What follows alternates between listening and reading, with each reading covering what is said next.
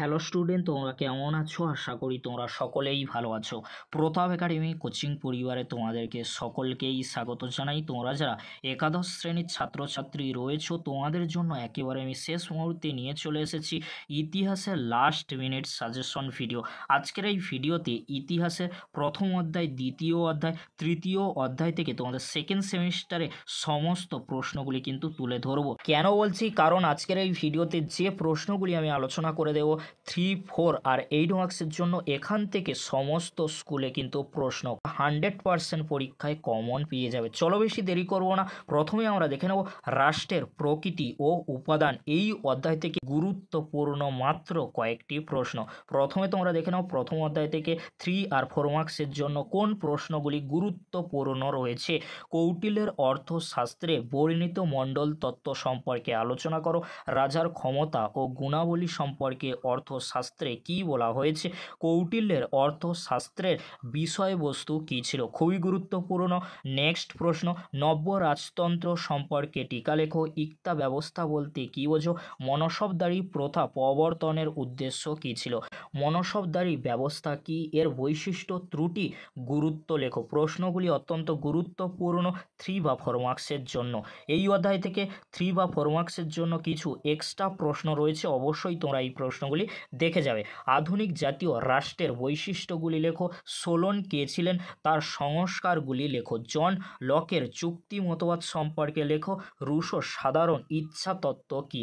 Sophist দর্শন সম্পর্কে আলোচনা করো। এবারে তোমরা দেখে নাও প্রথম অধ্যায় থেকে গুরুত্বপূর্ণ 8 মার্কসের জন্য মাত্র কয়েকটি প্রশ্ন। এখান থেকে তোমরা 8 মার্কসের প্রশ্নগুলি পরীক্ষায় কমন পেয়ে যাবে। প্রশ্নগুলি তোমরা দেখে নাও। ইক্তা প্রথা কি, এর ত্রুটিগুলি ও গুরুত্ব বা প্রভাব লেখো। টমাস ক্রমওয়েল ও নব্য রাজতন্ত্র সম্পর্কে আলোচনা করো। ধর্মাশ্রয়ী রাষ্ট্রের সংজ্ঞা দাও, এর মূল বৈশিষ্ট্যগুলি কি কি। দিল্লি সুলতানি রাষ্ট্র কি একটি ধর্মাশ্রয়ী রাষ্ট্র ছিল, বা সুলতানি রাষ্ট্রের প্রকৃতি কী ছিল তা আলোচনা করো। পরবর্তী প্রশ্ন কি রয়েছে তোমরা দেখে নাও 8 মার্কসের জন্য। জিয়াউদ্দিন বারেনির ফতোয়া-ই জাহানদারিতে রাজতন্ত্র ও রাষ্ট্রনীতি সম্পর্কে ধারণা কী ছিল। পারস্যের ক্ষত্রপ ও চীনের ম্যান্ডারিন ব্যবস্থার ওপর বর্ণনা দাও। কৌটিল্যের অর্থশাস্ত্রে রাজতন্ত্র ও রাষ্ট্রনীতি সম্পর্কে ধারণা দাও। কৌটিল্যের সপ্তাঙ্গ তত্ত্ব সম্পর্কে টিকা লেখো। প্রশ্নগুলি 8 মার্কসের জন্য অত্যন্ত গুরুত্বপূর্ণ। যে কোনো স্কুলে কিন্তু এখান থেকে 8 মার্কসের প্রশ্নগুলি পরীক্ষায় কমন তোমরা পেয়ে যাবে। আর তোমাদেরকে বলে রাখি, প্রথম অধ্যায় থেকে 3টি এক্সট্রা প্রশ্ন রয়েছে। যে 3টি প্রশ্ন অবশ্যই তোমরা 8 মার্কসের জন্য এই 3টি প্রশ্ন এক্সট্রা হিসাবে দেখে যাবে। প্লেটোর আদর্শ রাষ্ট্রের ধারণাটি বিশ্লেষণ করো। অ্যারিস্টটলের আদর্শ রাষ্ট্রের ধারণাটি বিশ্লেষণ করো। টমাস হবসের ও ম্যাকিয়াভেলির রাষ্ট্রচিন্তার বিবরণ দাও। এবারে তোমরা দেখে নাও দ্বিতীয় অধ্যায়, পরিবর্তনশীল ঐতিহ্য। এই অধ্যায় থেকে 3 নম্বরের 2টো, 4 নম্বরের একটি প্রশ্ন কিন্তু পরীক্ষায় থাকবে। যে প্রশ্নগুলি দ্বিতীয় অধ্যায় অর্থাৎ পরিবর্তনশীল ঐতিহ্য থেকে অত্যন্ত গুরুত্বপূর্ণ রয়েছে, প্রশ্নগুলি তোমরা ভালো করে দেখে নাও। ইউরোপে ধর্ম সংস্কার আন্দোলনের কারণগুলি সম্পর্কে আলোচনা করো। ধর্ম সংস্কার আন্দোলনে মার্টিন লুথারের অবদান আলোচনা করো। ভক্তিবাদ কি, মূল আদর্শগুলি কী ছিল ভক্তিবাদের তা আলোচনা করো। ভক্তিবাদ আন্দোলনের কারণ ও বৈশিষ্ট্যগুলি লেখো। ভক্তিবাদ আন্দোলনে কবির, শ্রী চৈতন্য, নানকের ভূমিকা লেখো। এই আন্দোলনের প্রভাব বা ফলাফল কী ছিল। সুফিবাদ বলতে কী বোঝো, এর বৈশিষ্ট্য লেখো।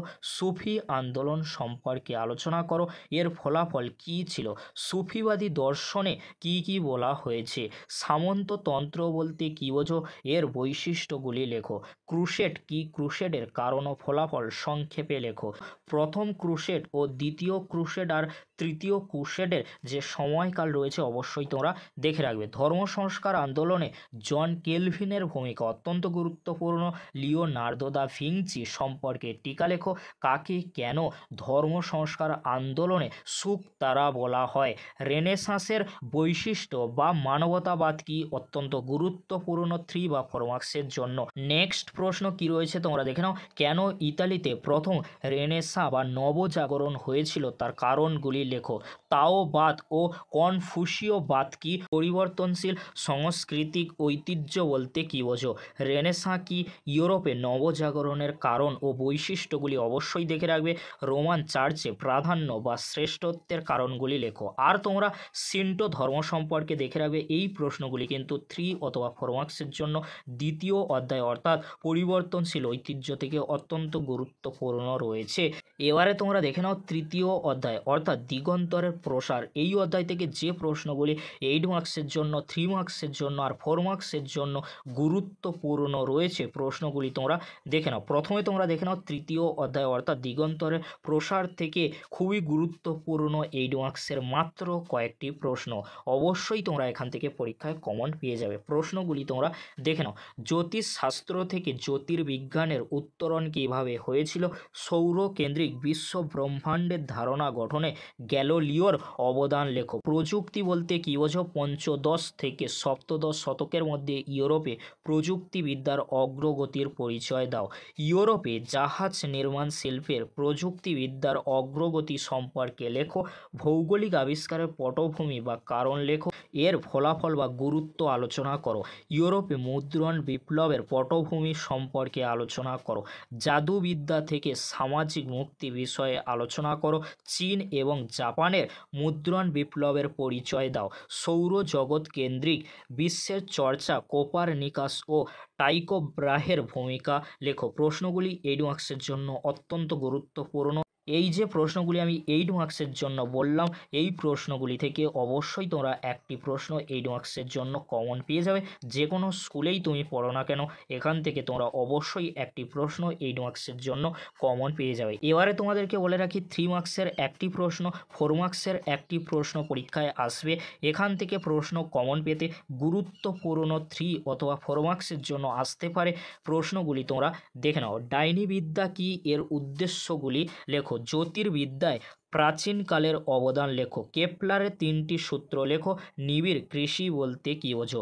ইউরোপে প্রযুক্তির উন্নতির কারণগুলি কী কী? এ প্রসঙ্গে প্রযুক্তি বিপ্লবের প্রভাব বা ফলাফল বা গুরুত্ব লেখো। প্রশ্নটি অনেক সময় ঘুরিয়ে আসতে পারে। প্রযুক্তি বিপ্লব সম্পর্কে টিকা লেখো।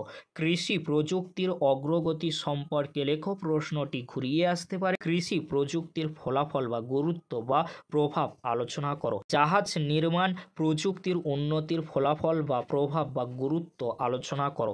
পরবর্তী প্রশ্ন অর্থাৎ তৃতীয় অধ্যায় থেকে 3 বা 4 মার্কসের জন্য আসতে পারে এমনই গুরুত্বপূর্ণ প্রশ্নগুলি তোমরা দেখে নাও। মুদ্রণ বিপ্লব কি? ইউরোপ মুদ্রণ বিপ্লবে আরবদের অবদান কী ছিল? মুদ্রণ শিল্পে জাপানের অবদান বা চীনের অবদান অবশ্যই তোমরা দেখে রাখবে, কারণ 8 মার্কসের জন্য অত্যন্ত গুরুত্বপূর্ণ। 3 বা 4 মার্কসের জন্য আসতে পারে। সামরিক প্রযুক্তির বিপ্লব বলতে কী বোঝো? এই প্রশ্নগুলি তোমরা শেষ মুহূর্তের জন্য রেডি করে নাও। অবশ্যই তোমরা এখান থেকে 100% তোমরা পরীক্ষায় প্রশ্ন কমন পেয়ে যাবে, কারণ আমাদের দেওয়া সাজেশনে বিগত বছরগুলিতে কমন এসেছে। আর এখানে যে প্রশ্নগুলি রয়েছে খুবই গুরুত্বপূর্ণ। এখান থেকে প্রশ্ন পরীক্ষায় কমন তোমরা পেয়ে যাবে, কারণ আমাদের দেওয়া সাজেশনে সমস্ত প্রশ্নগুলি তুলে ধরা হয়েছে, যে প্রশ্নগুলি পরীক্ষায় আসার সম্ভাবনা প্রবল থেকে প্রবলতর রয়েছে। অবশ্যই তোমরা নোটসগুলি ভালো করে দেখে নিতে পারো, কারণ আমাদের দেওয়া সাজেশনে প্রত্যেকটি প্রশ্নের উত্তর কিন্তু আমাদের প্লে লিস্টে রয়েছে। অবশ্যই তোমরা দেখে নাও। ভিডিওটি দেখার জন্য অসংখ্য ধন্যবাদ।